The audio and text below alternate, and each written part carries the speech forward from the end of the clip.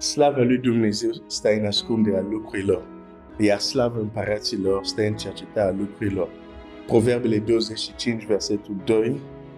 Mulțumesc lui Dumnezeu pentru și astăzi putem să ne apropiem de cuvântul lui, Scriptura. Toate lucrurile vor trece, spune Biblia, totul va trece. Cerul și pământul va trece. Cerul și pământul, așa cum îl cunoaștem astăzi, va trece. Dar zice așa, cuvintele lui Dumnezeu nu vor trece. Atunci când tu iei timp să asculti, să citești, să meditezi la cuvântul lui Dumnezeu, este o investiție, dacă pot să zic așa, veșnică, pentru că acel cuvânt nu va pieri niciodată. O să merg și mai departe să-ți spun, tot ce o să înveți cu adevărat din cuvântul lui Dumnezeu îți va fi de folos să strălucești în veșnicie. Când plecam de aici, nu se apasă niciun buton reset. Adică ai totul la zero acum. Nu. Când plecam de aici, continuăm existența. De tot ce înveți aici din cuvântul lui Dumnezeu, îți va fi de folos în veșnicie ca să strălucești. Ok, suntem în cartea Esterii. Mulțumesc pentru cei dintre voi care mi-ați scris și care înțelegeți că avem nevoie și să vorbim să mai mâncăm mâncarea care este un pic mai tare și nu doar lucrurile, să zic, elementare sau basice, dar avem nevoie de carne ca să creștem. Dumnezeu să binecuvânteze. Pentru că nu vă văd, dar sau uneori pot să vă văd, adică unii dintre voi, dar în majoritate nu vă văd. Uneori am impresie, adică uneori îmi pun întrebare, oare ceea ce spui l-ai spus, te-ai făcut de înțeles? Pentru că este un lucru, să știi un lucru, e altceva să poți să explici acel lucru la alte persoane. Poți să știi un lucru, de exemplu, să le explici greșit și persoanele să înțeleagă altceva. Și uneori îmi pun această întrebare, dar atunci când am un feedback, cum se zice așa, feedback, adică când am anumite răspunsuri, zic, uite, pentru persoana aceasta a fost clar. De cel puțin cineva a înțeles, sau cel puțin 2-3 persoane au înțeles. Deci e speranța pentru mine, adică în sensul că Dumnezeu mă ajută să pot să explic ce am în inimă sau ce inima mea a văzut în Scriptură. Astăzi citim scurt. Ne întoarcem puțin. Suntem în cartea Esterei. Știu că pentru ceva timp nu aș zice am deviat, dar am citit alte texte. Aș vrea să citesc din nou Estera 1 și versetul 10 și 11. A 7-a zi, pe când inima împăratului era veselă de vin, a poruncit lui Meuman, Bița, Arbona, Bigta, Abagta, Zetar și Carcas, cei 7 fameni care slujeau înainte împăratului Ahasveros, să aducă în fața lui împărăteasă Vasti cu cununa împărătească, pentru ca să arate frumusețea ei popoarelor și mai marilor săi, căci era frumoasă la chip. După ce împăratul a arătat timp de 180 de zile la mai mare ai săi, după ce l-a arătat bogăția din împărația lui, probabil tot fel de comori, tot fel de obiecte prețioase, aur, nu știu, argint, diamant, nu știu ce avea acolo, dar lucruri foarte frumoase, prețioase, sunt aceste 7 zile care organizează din nou un ospăt pentru cei din capitală. Și parcă a 7-a zi, regele, inima lui este veselă și spune, voi credeți că ați văzut tot ce e mai frumos în împărăția mea. Dar există un lucru care nu v-am arătat. Vreau să vă arăt ceea ce este mai frumos în împărăția mea. Și ceea ce era mai frumos în împărăția regelui nu erau cupe de aur, nu era, nu știu, statuete de lux și așa mai departe, ci era cel mai prețios, cel mai frumos în împărăția lui, care a păstrat să descopere la sfârșit. Era o persoană. Era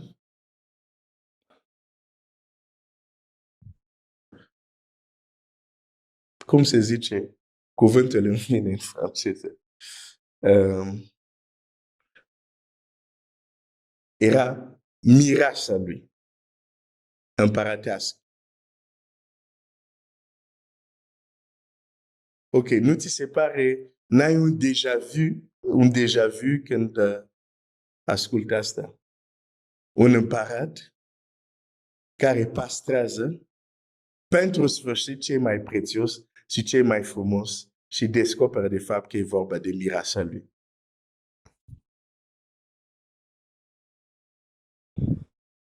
Hai să citesc un text. Deci, dacă el zice să vină împărăteasă cu coroană și să arate frumusețea ei, înseamnă 180 de zile, 7 zile, nu știu, de ospăt. Înseamnă că în toată această perioadă împărăteasă era ascunsă. Altfel, nu, dacă ea s-ar fi plimbat cu el, lângă el, când el le arăta frumusețea, bogăția împărăției lui, ei ar fi văzut-o deja. Tot timpul acesta era ascunsă. Dar vine o zi unde zice, bun, credeți că ați văzut tot? Nu, hai să vă arăt ce e mai frumos.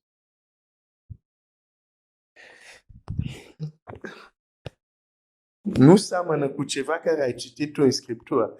Hai să te ajut. Coloseni. Hai să citim Coloseni 1. Coloseni 1. Versetul 8. Uite. Coloseni 1. Versetul 20. Ok. Hai să vă citesc 25 și 26. Slujitorii ei am fost făcut eu. Ok, hai să citesc versetul 24. Mă bucur acum în suferințe mele pentru voi și în trupul meu. Împlinesc ce lipsesc suferințelor lui Hristos pentru trupul lui, care este biserica. Slujitorii ei am fost făcut eu după ispravnicia pe care mi-a dat-o Dumnezeu pentru voi, ca să întregesc cuvântul lui Dumnezeu. Vreau să zic, taină ținută ascunsă, nu de la creație, nu de la Geneză, nu de la Adam și Eva, nu. Taină ținută ascunsă din veșnicii și în toate veacurile, dar descoperite acum sfinților lui, care Dumnezeu a voit să le facă cunoscut. Ascultă aici. Dumnezeu a voit să le facă cunoscut care este bogăția slavei tainei acesteia între neamuri, și anume Hristos în voi, nădejdea slavei. Biserica, taină ascunsă din veșnici. Care este rolul nostru în planul lui Dumnezeu? Noi avem planurile noastre, avem modul nostru de a vedea lucrurile și așa mai departe. Dar ceea ce contează până la urmă, care este locul nostru în planul lui Dumnezeu? Dacă am înțelege și am crede care este locul nostru în planul lui Dumnezeu, viața noastră ar fi foarte, foarte diferită de ceea ce este acum. Zic din nou, dacă am înțelege și am crede Care este rolul nostru în planul lui Dumnezeu? Care este rolul nostru, biserica, în planul lui Dumnezeu, plan veșnic al lui Dumnezeu? Viața noastră ar fi cu totul altceva. De ce spun asta? Hai să citesc un alt pasaj. Deci încep să regăsești acest model. Împăratul păstrează o taină ascunsă care a descoperit-o la sfârșit. Și noi suntem la sfârșit. Dacă deja Pavel, ei deja puteau să spună, am ajuns la sfârșitul veacurilor, noi suntem mai mult decât la sfârșit. Și când te uiți la ceea ce se întâmplă în jur, trebuie doar să fim orbi, că nu vedem că totul se așează exact cum vedem că spune Scriptura. Și nu mai este mult. Și cel ce vine, va veni și nu va zăbovi. Deci, în Efeseni 3:10, apropo, noi zicem că Domnul vine și slavit să fie numele Lui, într-adevăr vine. Dar Domnul nu a zis, nu ne-a spus să-L așteptăm uitându-ne la nord, la cer.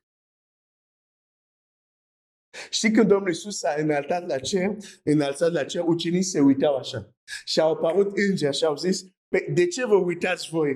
La fel cum a plecat, așa va veni. Dar cu alte cuvinte, voi aveți o treabă parcă de făcut. Parcă v-a trimis să faceți o lucrare. De ce stați așa și vă uitați la cer? Din păcate, Biblia este o carte spirituală. Este o imagine cum unii vor aștepta pe Iisus, uitându-se la cer. Te așteptam, Doamne, să vii. Suntem aici, ne descurcăm, încercăm, mai facem asta, ne facem un pic planurile noastre, hai să supraviețuim pe pământ, dar noi suntem creștini, între timp te așteptăm, ne uităm la cer, dar nu așa Dumnezeu vrea să-L așteptăm. Vrea să-L așteptăm făcând ce ne-a zis să facem.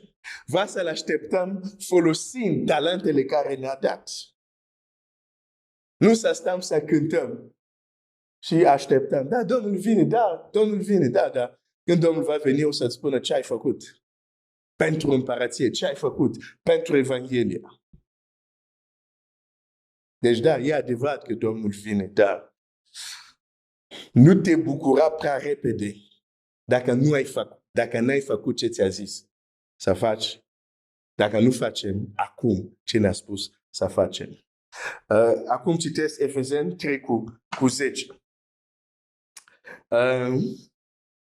Pentru că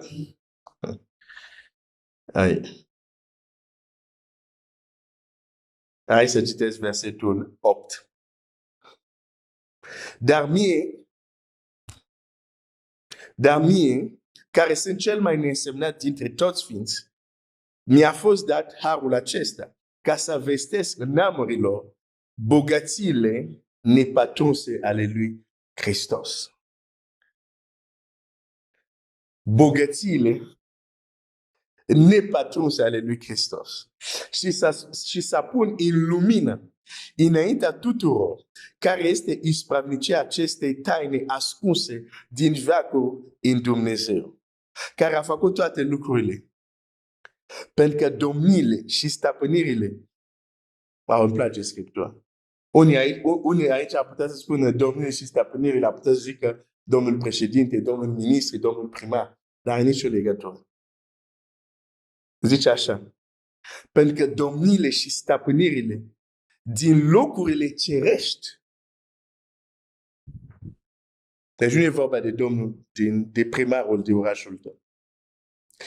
Domniile și stăpânirile, adică ființe cu o influență și o putere extraordinară. Domnirile și stăpânirile despre care este vorba aici, ei nu posedă oamenii. Ei nu sunt la scara asta. Demoni care posedă oamenii sunt la scara de jos. Domniile și stăpânirile n-au timp de pierdut cu așa ceva. Sunt sus. Ei domnesc peste nații, peste teritorii, peste continente, dacă vrei. Deci nu vorbim de, să fim clar, când zicem domnie și stăpânire, nu e vorba de cum să zic, lucrurile care putem să întâlnim noi zi de zi. Da? E la alt nivel, în locurile cerești. De ce precizez asta? Pentru că dacă nu înțelegem despre cine este vorba aici, când vorbim de domnirile și stăpânirile, dacă credem că este cel care a posedat vecinul, cel care a posedat... Nu o să înțelegem pe deplin acest text. E vorba aici de stăpâniri în locul cerești. Sunt la o poziție înaltă, cu o autoritate înaltă, cu o putere înaltă. Pentru că domniile și stăpânirile din locurile cerești să cunoască azi. Oh, merci, Seigneur. Să cunoască azi. Nu mâine. Nu la învierea morților. Nu. Să cunoască astăzi. Prin biserică. Înțelepciunea nespusă de felurită a lui Dumnezeu. Oh, Seigneur. Dacă putem să credem asta, dacă putem să înțelegem și să credem asta, viața noastră ar fi diferită. Cum adică? Domniile și stăpâniri în locurile cerești. Și aici mai e textul, știm, din Efeseni, când vorbește din Efeseni 6, unde zice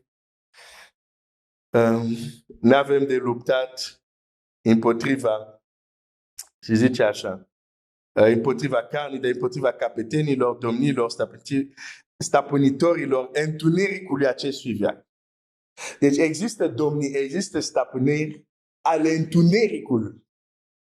Dar fi sigur că din cealaltă parte, din partea luminii, din partea lui Dumnezeu, și acolo sunt domnii și stăpâniri. Există o ierarhie. Și de ce spun asta? Pentru că în Efeseni 3 nu este precizat de care stăpânire și domnie este vorba. Eu cred că e vorba de ambii, de ambele. Și de cei care sunt domnii și stăpâniri ale întunericului și de cei care sunt în poziție în împărația lui Dumnezeu. Că aici se zice în locurile cerești. Nu se precizează care. În fine. Dar ce este șocant pentru mine? Adică cum aceste ființe în locurile cerești, care domnesc și au autoritate, care probabil n-au timp să vină pe pământ, sunt ocupați cu alte lucruri. Da?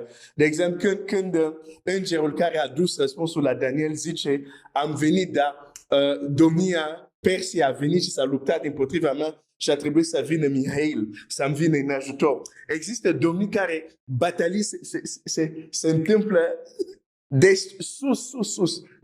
Nu influențează ce se întâmplă pe pământ, dar sunt foarte înalte. Niște domnii, stăpâniri foarte înalte, în locurile cerești. Ce e șocant pentru mine, aceste domnii, stăpâniri, în locurile cerești, cunosc dimensiunea cerească sau dimensiunea spirituală mai mult decât tu și eu. Pentru că ei se mișcă, se învârtă, respiră, acționează în acea dimensiune. Dar nu numai că cunosc dimensiunea cerească, cunosc foarte bine și ce se întâmplă pe pământ. Din cauza poziției lor. Aceste ființe au o putere extraordinară. Au cunoștințe a unor taine extraordinare. Și totuși, Dumnezeu, acum fac un fel de, vorbesc acum în imagini, da? Asta nu e scris direct așa, dar vorbesc, folosesc o imagine. Și totuși Dumnezeu ca și cum vine la ei și le spune: nu ați văzut toată înțelepciunea mea. Nu ați văzut bogăția înțelepciunii mele. Nu ați văzut toată puterea mea. Da, voi aici care sunteți în locurile ceresc, vreți să vedeți bogăția înțelepciunii mele? Uitați-vă pe pământ, la biserică. Uitați-vă pe pământ, la fratele cu tare, la sora cu tare, la comunitate. Uitați-vă la ei și veți înțelege bogăția înțelepciunii mele. Asta zice textul. Biblia zice așa: pentru că domniile și stăpânirile din locurile ceresc să cunoască azi prin biserică înțelepciunea nespusă de felurită a lui Dumnezeu. Această taină ascunsă din veșnicii, când Dumnezeu o descoperă, stăpâniri, domnii din locul ceresc rămân cu gura cascată. Zic, wow! De aceea dacă tu te întâlnești, nu mai zic asta, că unii zic, tot timpul vorbesc despre asta. Dar vreau să zic, există anumite ființe, dacă tu te întâlnești, nu tu ar trebui să te sperii, ei ar trebui să zică, wow, despre tine. Dacă am înțelege și am crede rolul nostru în planul lui Dumnezeu. Ce e tulburător pentru mine, m-aș fi așteptat că textul să zică să cunoască la înnoirea toate lucrurilor. Să cunoască când o să fie cerul nou, pământul nou. Când mireasa lui Hristos se va arăta în frumusețea ei și așa, atunci vor cunoaște. Dar ce tulburător, Biblia îmi zice azi.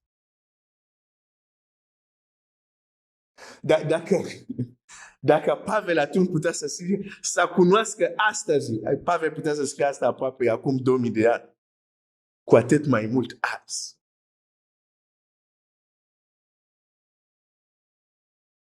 Suntem înconjurați de un nor mare de martori, care ar trebui să rămână cu gura cascată și să zică ce înțelept este Dumnezeu, ce bogăție înțelepciune. Dar mă întreb, dacă modul cum trăim viața creștină astăzi, în 2020, retransmite această înțelepciune, retransmite această bogăție a lui Dumnezeu. Tu n'es pas n'importe qui. Dacă l-ai pe Hristos în tine, nu ești oricine. Ești destinat să uimești ființele în poziție cele mai, cea mai înaltă poziție e Dumnezeu, dar ființele care printre poziții mai înalte în universul acesta. Ești destinat că viața ta să le pună în uimire.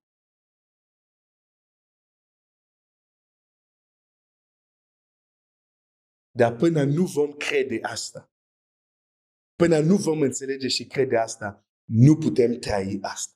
Asta e un principiu simplu. Domnul Iisus nu putea să trăiască ceea ce a trăit dacă unul nu înțelegea cine era El și nu credea cine era El. Tu crezi că a fost simplu sau a fost tot timpul evident pentru Domnul Iisus cine era El? Dacă era evident și nu putea să existe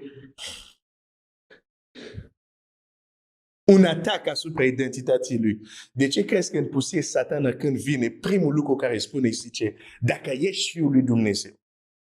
Imediat după ce Dumnezeu i-a zis când a ieșit din apa botezului, acesta este Fiul meu prea iubit, în el îmi găsesc toată plăcerea. Când se duce în pustie, diavolul vine imediat, primul lucru care zice, dacă tu ești Fiul lui Dumnezeu, schimbă pietrele astea în pâine. Biblia zice, a fost ispitit în toate. Această ispită nu ar fi fost o ispită dacă nu putea să aibă un impact asupra lui. Dar Iisus a înțeles cine este și a crezut cine este El. Înainte să învieze pe morți, înainte să vindece pe leproși. A știut cine este El, a crezut cine este El, înainte să vadă toate lucrurile respective. Când vine din pustie, deschide cartea lui Luca, zice, și caută acolo un pasaj. Și ajunge la pasajul în Isaia. Duhul Domnului este peste mine, pentru că El m-a uns. Oh, Seigneur. Știa cine era El, credea cine era El, înainte chiar să vadă lucrurile care le vedem după. Deci, e foarte important să înțelegi planul, locul tău în planul lui Dumnezeu. Unul, să-l înțelegi. Doi, să crezi. Pentru că nu e simplu să crezi ce tocmai am citit. Adică acele ființe înalte cu putere, de acolo nu este de ajuns să vadă bogăția lui Dumnezeu, bogăția înțelepciunii lui. Trebuie să se uite azi. La cine? La noi. Azi dimineața când vei ieși, bine, o să închei. Deja sunt, și când sunt pasionat așa, uit chiar de timpul. Acum văd că deja o să opresc, dar azi când vei ieși, sau poate ai ieșit, ieși un pic și te uiți un pic spre cer și zici, viața mea o să vă uimească. Oh, Seigneur. Știu că pentru unii este greu. Când te uiți la viața ta, când te uiți la sablișurile tale, când te uiți la eșec. Dar nu asta Dumnezeu a făcut, de exemplu, Avram. Îi zice, vei fi un tată nații, a popoarelor. La un om care era foarte în vârstă și soția lui Sara nu putea biologic să mai facă copii. Dar Dumnezeu zice. Și tot ce Avram trebuia să facă era să creadă în Dumnezeu. Atunci nu te uita la slăbiciunile tale, la limitările tale. Uită-te la ce zice cuvântul lui Dumnezeu. Și spui, Doamne, ajută-mă să cred. Doamne, ajută-mă să cred. Doamne, ajută-mă să cred. Că prin noi, prin viața mea, vrei să arăt lumii vizibile și invizibile bogăția înțelepciunii tale. Merci, Seigneur. Merci, Seigneur. Dumnezeu să te binecuvânteze.